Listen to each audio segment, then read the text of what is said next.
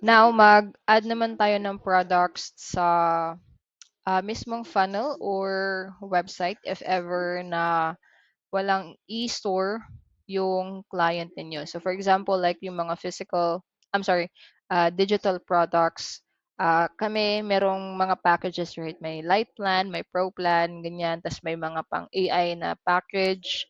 So para i-highlights yung mga promotions na yun, nag-create kami ng funnel and ina-add namin yung products na yun sa funnel para pagka nag-checkout sila, nandun na yung funnel. Nandun na yung product, sorry. So, ano nga ba ibig sabihin ko doon? So, pag pumunta tayo dito sa sites, meron akong example dito. Example itong ito na lang, AI chat widget. So, offer, edit ko lang yan. Then, kailangan natin mag-add ng specific element which is yung two-step order or one-step order. So, parehas lang siya. Depende lang sa inyo kung gusto nyo dalawang two-step or one-step lang. So,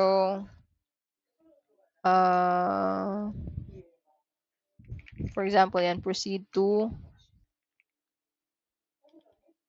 product list na lang.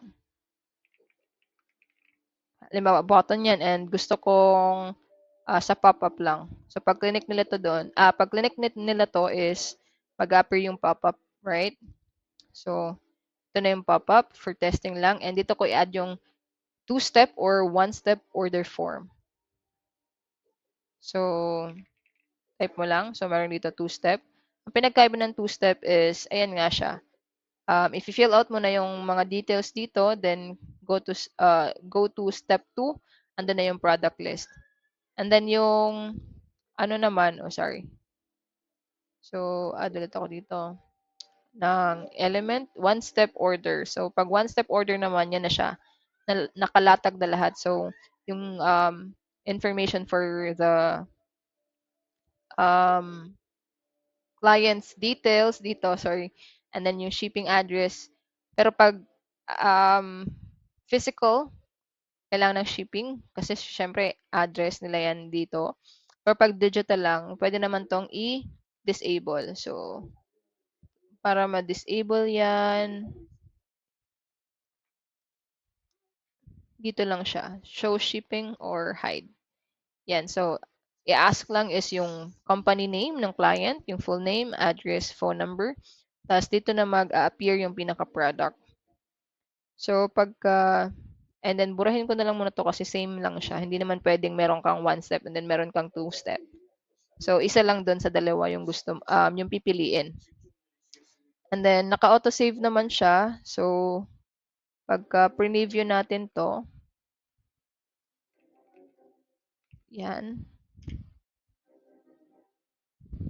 So, pagka connect mo yung product list, oops, balik tayo kasi hindi ata naka-open pop-up yung mismong button na to. Balikan lang natin saglit. So, yan. Punta lang ako dito sa products and then dito ako mag-add ng panibagong product as a brand new since whole tutorial na to sa pag-add ng products and then pag-create na rin ng landing page or pag-insert ng product sa specific landing page. And ito yung nag-appear kanina na test which is $0 and then mag-create lang ako ng another dito para ma-add natin. So, lagyan natin Ren ebook and then yung description niya kung may malalagay kayong description. Sa product collection, i-skip ko lang muna yan.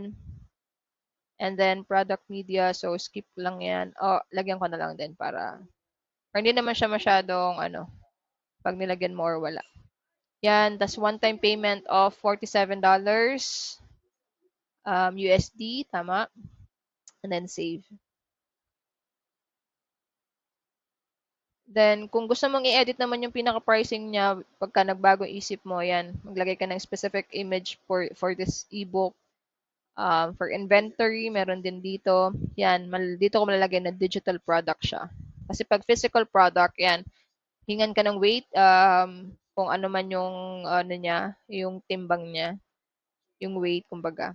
So ito is digital product, then save ko lang.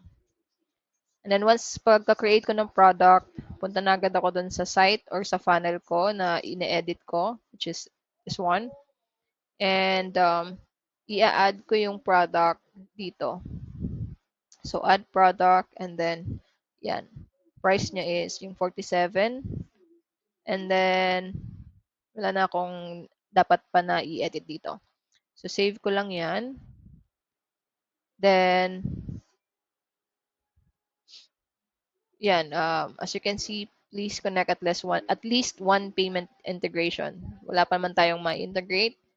So, i-preview natin kung lalabas na ba yung Ren ebook doon sa list. Dito.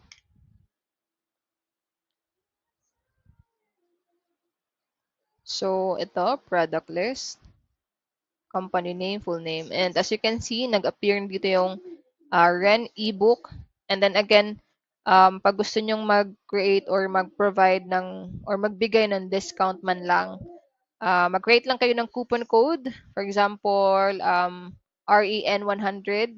And then kung magkano yung discounted amount, so automatically madideduct na siya dito. Yun yung para sa coupon code.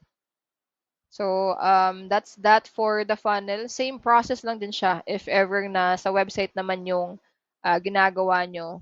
For example, sa website, yun na yung may yung mga pricing, di ba, ng mga services na pinoprovide. So, pag sa website, ayan, for example, ito. And then, yan, yung 3 dots dito, products, and then dito ka pwedeng makapag-add ng product. So, same lang siya. And then, again, kahit mag-add kayo ng product dito, kung wala kayong one-step or two-step order form dun sa funnel, hindi rin siya lalabas. So, kailangan meron yung element na yun, So, yun lang. Ngayon, alam nyo na kung paano mag-add ng product sa funnel, specifically, funnels or website. And then, pwede rin siya sa form, isingit ko lang since nandito na lang din naman. Kasi wala akong specific dito. Pero pag sa form, pwede rin mag-add ng product sa form. So, kung mabilisan lang, for example, sa form nyo, nag-a-ask din kayo ng mga payments. Yan, meron dito sell product. And then, click mo lang and add product dito. So, yan, lumabas yung Ren ebook. Kung wala man tayong nilagay na description, image, meron quantity since digital, so hindi na kailangan. So, yan. And then, save lang. Tapos, preview. So, pagka-preview natin dito, lalabas na siya. So, check lang kung ilang quantity.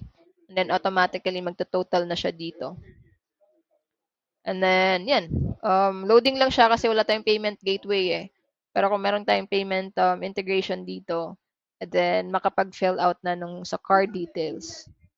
And then makapag-proceed. So, yun lang. Again, last na yan. Pwede meron itong gawin sa sa survey kung gusto nyo. So, yan.